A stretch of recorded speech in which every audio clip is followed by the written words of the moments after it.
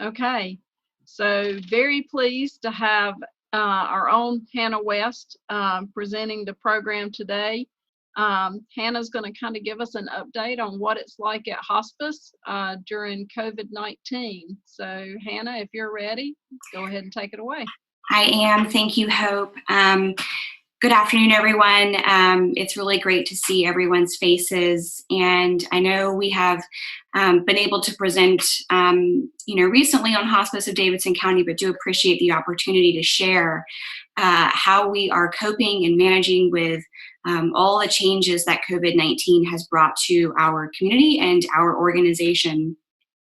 I have my notes over here, so if I'm looking away from the screen, it's just because I don't want to forget to say anything. And if you hear any meowing in the background, it's because my cats don't understand why they've been sequestered to a different part of our house. So I just want to take a quick moment to say a personal thank you. Even prior to COVID-19, I was unable to attend many in-person Rotary meetings because my husband and I are expecting our first child at the end of the summer.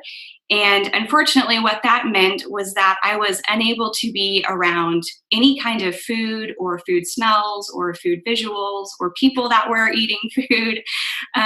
So then, of course, as soon as I began to feel better, we were, then meeting via Zoom. So it's just really great to see everyone's faces. And I will certainly look forward to seeing all of you in person again, hopefully sometime in the near future.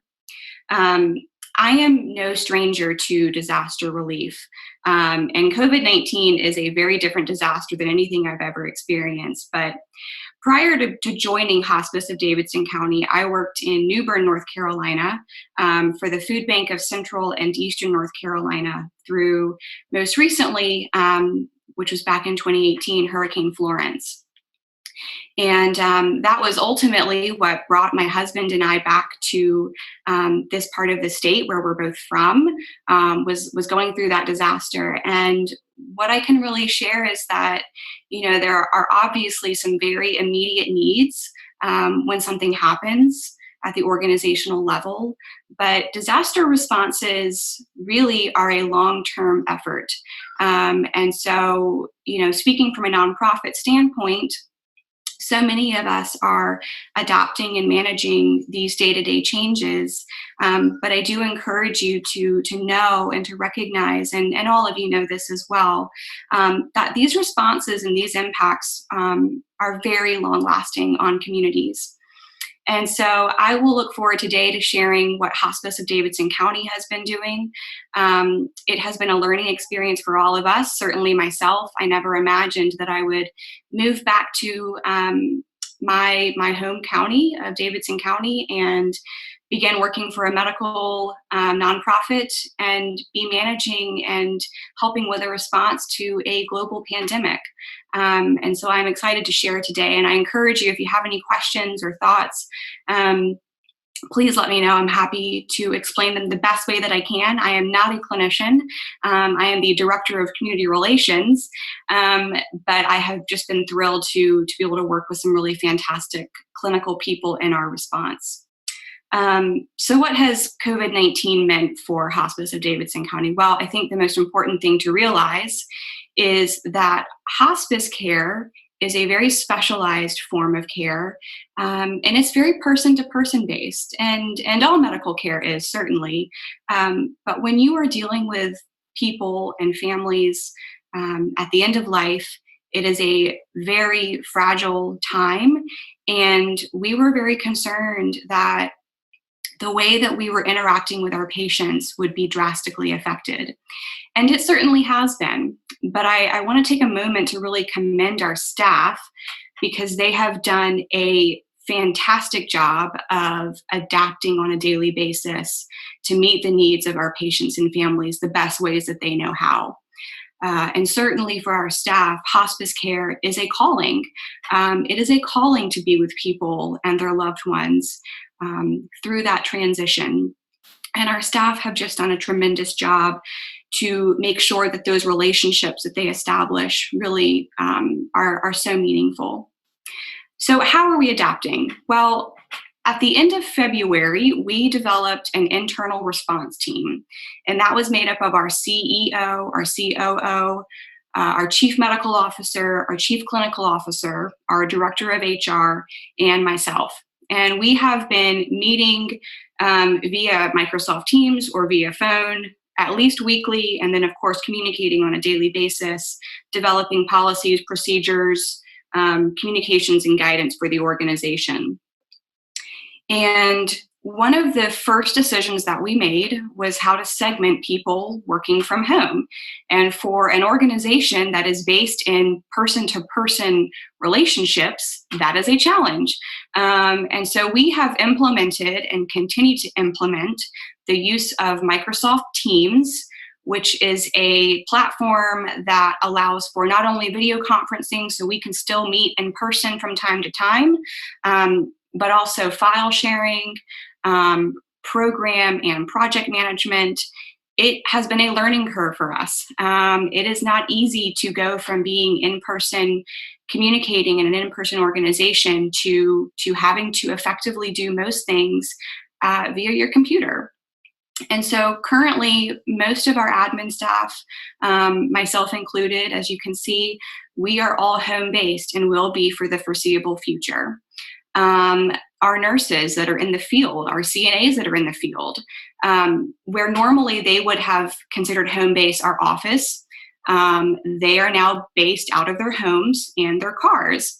And we are equipped as an organization through cell phone use and tablet use to communicate that way and to do business that way. But it certainly has been a challenge, especially for so many people who appreciate being together and really rely on one another to deliver care. So amazingly enough, I share that one of the challenges faced is being able to provide that face-to-face interaction medical care when you cannot physically be together. Our chief clinical officer back in November, and this was completely unrelated to COVID-19, had the foresight to implement a telehealth system for our organization. And we are one of the first hospices locally to utilize a telehealth system. Now, if you've been to the doctor anytime recently, you know that Novant and Baptist all have their own systems of telehealth and being able to communicate with your nurses or your doctors, via MyChart or whatever you're using. And so ours is called TapCloud. And so we actually got a head start on being on a virtual care platform back in November. And I cannot underestimate how significant that is for us as an organization. So TapCloud has really enabled us to continue these face-to-face visits in people's homes and in facilities when we can't be there in person. And initially, TapCloud was really meant as a communication tool. So if you have a family member who's out of town, that individual was still able to communicate with your caregiver. But we've really transitioned that use to be able to facilitate face-to-face visits so that we are not subjecting people to as many in-person visits as we normally would. Another drastic change that we took was changing accessibility for visitors at our inpatient unit, our Hinkle Hospice House. So our Hinkle Hospice House is a 12-bed inpatient unit that we unfortunately had to begin restricting visitors at. And that was a very difficult decision that was made out of an abundance of caution for not only our patients and their families, but also for our staff. And so currently, as it stands and as it will for the foreseeable future, our visitor guidelines are 1 visitor per person. And that's really challenging. And, if you've been following the media, you know that hospitals are following this as well. This is not something that is just us, but it is very difficult. And I will say that our staff do a tremendous job of ensuring that communications continue, whether it's FaceTime or connecting patients to their families when they can't be there in person. It's really challenging, and you all know this, but it really has presented just a unique set of challenges for our staff as we figure out how to connect people. So that's our inpatient unit. The other really difficult decision that we made was closing our campus to the community. Hospice of Davidson County has a beautiful garden and a gazebo and a cafe. And these are all spaces that are intended for community use. And unfortunately, because of just taking the utmost precautions, we did decide to close these campus spaces to the public. It was a difficult decision. We have a beautiful rose garden that I am sure they are blooming right now. I cannot see them, but that was, again, just another decision that we made to protect the safety of our staff and patients and families. We've also developed advanced infection control protocol. And so what that essentially means is that we treat every interaction as if it was a COVID-19 positive interaction. And essentially that's just implementing the highest level of infection protocol for all interactions. So the utilization of personal protective equipment, masks, gloves, and those are things that we would normally be doing with patients anyways if there was a risk, but we are treating every interaction as a COVID-19 positive interaction. All of our staff that are remaining on campus, so everybody that's essential to the day-to-day function of our campus, is required to wear a mask. And our staff have just done a tremendous job of adapting, and just really have made suggestions and have just been along for the ride through all of this. So we're just really pleased with them as well. Probably most importantly, what we are most excited about is that we have developed a COVID-19 clinical care team. So this is a team of dedicated staff members that would specifically be caring for COVID-19 patients if we had them in our care. So these are individuals that work 2 weeks on and 2 weeks off. So if they were to come into contact with a COVID-19 patient, they would be caring for that individual and no other patients. So what you don't want is your nurse who have caseloads of multiple patients, to go from caring for somebody who has COVID into a family's home with someone that does not have COVID. That's how it spreads.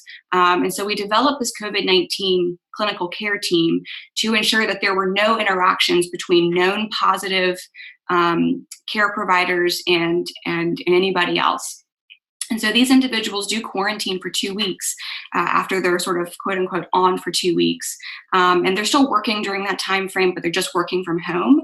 They're not leaving their homes. And that's just a group of our staff that are just willing to go above and beyond. And I think that's really what hospice is all about. The last real challenge that we had was dealing with hospice care as it relates to our non-clinical services. So hospice care is obviously a medical service that you get at the end of life if you so choose, but it's also a support service. So when you seek hospice care, you also have support services such as grief support, spiritual support, and those are available to the community regardless of whether you're a Hospice of Davidson County patient or not, at no charge. And so we knew that now more than ever, people would be grieving the loss of life as it normally is. And that's grief that is very real, grief that is experienced by so many of us in such different ways. Those of us that are going through life-changing events or that are separated from our families right now, that is grief that we wanted to help people work through. And so the first thing that we did was we transitioned some of our support services to Facebook Live. And I can tell you that our grief counselor never expected that he would be doing weekly Facebook Lives, but here he is. And so every Thursday at 10 a.m., Cole Warner, our grief counselor, appears on Facebook Live, and he does just a little 2 to 3 minute video that is an activity for managing grief. It is not directly related to loss of life, but just loss of what we hold close to our hearts. And he just does a tremendous job. And all of those are then housed on our website, so anyone can access those. We have also moved some of our support services to being done via the phone. So we are reaching out to patients and families and offering to do support services over the phone. We are utilizing services like Zoom and Microsoft Teams to conduct virtual support groups. So, it's just a testament to the strength of our support services team that as they see a challenge, they get really creative to figure out how we can best meet that need. Probably one of my favorite stories to come out of this experience was from one of our chaplains, who our chaplains are no longer able to make in-person visits. Or not many at least. And so we had a patient who really wanted to do communion and last rites. And so David, one of our amazing chaplains, found a sort of like already sealed communion wafer that we had on hand, mailed it to that patient, and then did communion with that patient over Tap Cloud. And so that's just one of many examples of how our staff are just adapting to providing the same level of services in a way that is creative and not normal, but it's just how we have to operate for right now. So finally, I just wanted to share a little update about community relations. I'm the director of community relations. That is our sort of fundraising, communication, marketing, education hub of Hospice of Davidson County. And like all nonprofits in our community, we have been drastically impacted by COVID-19. Probably one of the most disappointing decisions that I had to make as a director was to move our Ride for Angels, which is our annual motorcycle ride that attracts, 450 people. It's in July, and over 12 years, it's raised, more than $200,000 for the organization. So it's really our tremendous fundraiser every year. And unfortunately, we decided that it was not safe for us to host an in-person gathering that large in July as a healthcare organization. We're responsible for making those decisions. And so we are now doing a virtual motorcycle ride, which sounds as crazy as it really is. But what that will essentially be is that on Saturday, July 18th, we are still encouraging people to get out and ride. We're still selling t-shirts for it. It just is without that gathering that we normally have. So people are encouraged to make their own routes and to choose their own time to ride, but still get out. We won't have the sheriff's department leading us this year, of course, but we still encourage you to drive by Hospice of Davidson County like we normally do. Campus is closed, so you can't go on, but you can certainly drive by, and we'll have signs out there. And so it's really just finding a new normal for us and adapting in the moment to how we can still continue to do all these great things that hospice does, just in a new way.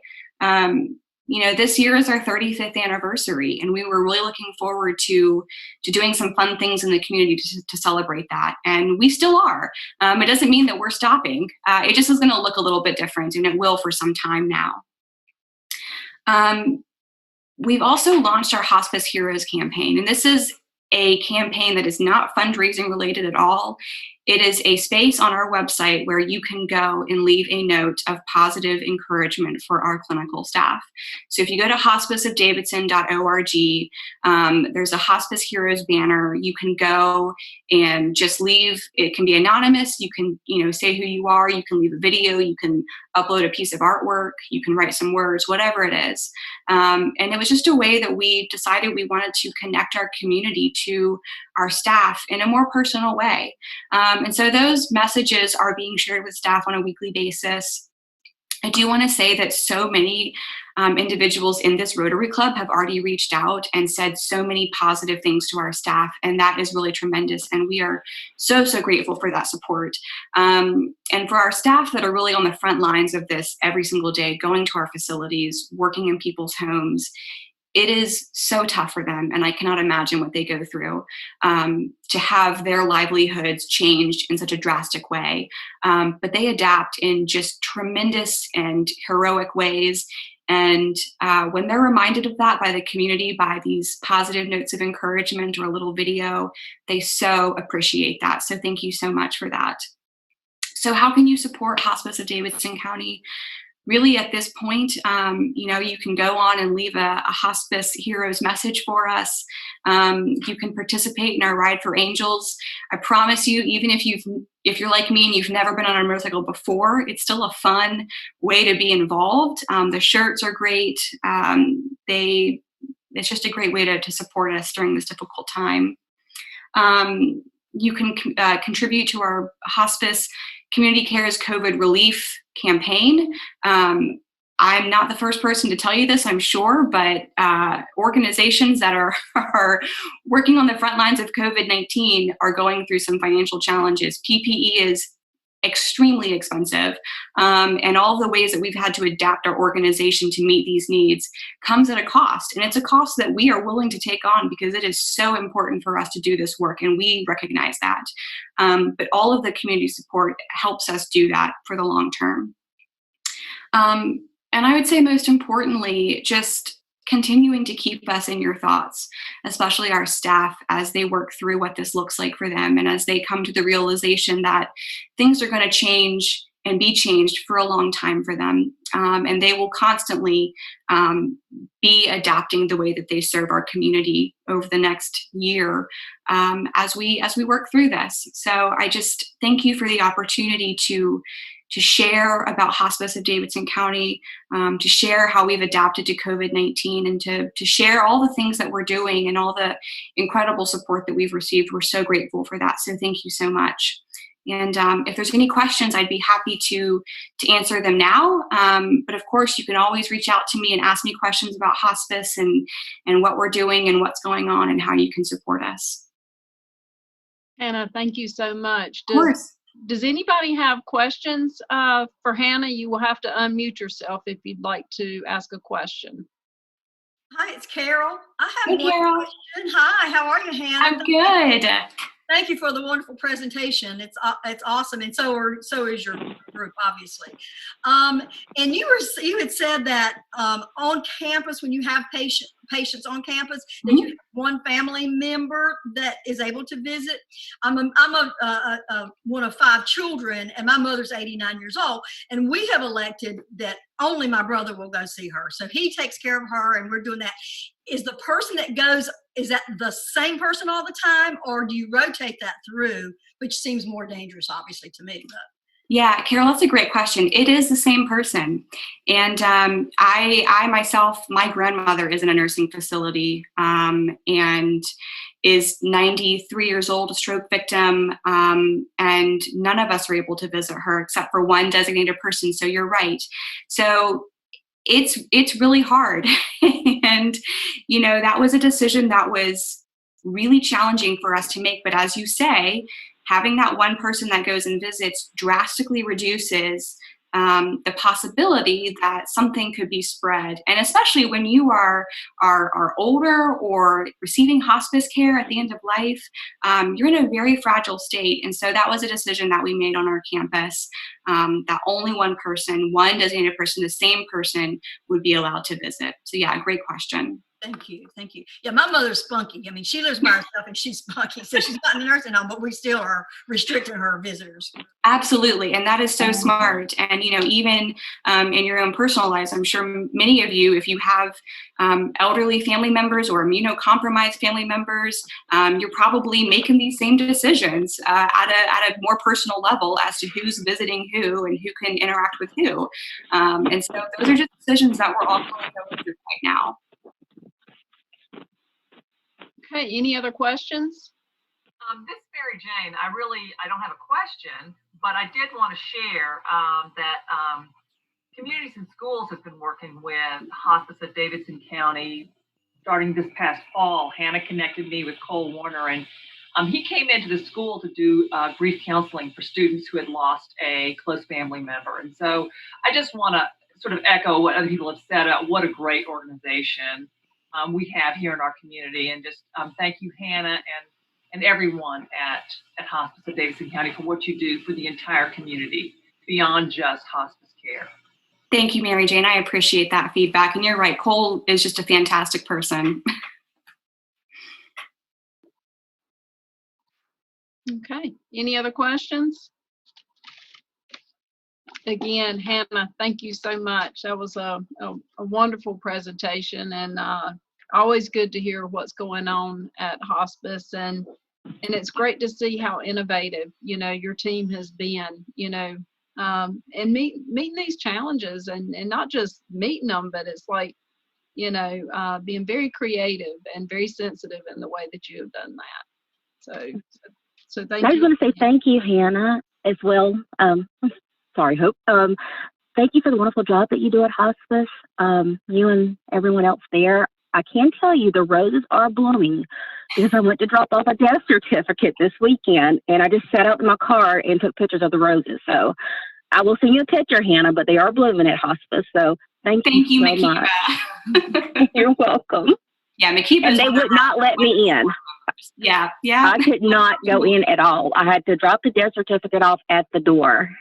So they're following protocol, definitely. Okay. All right. Thank you, everybody.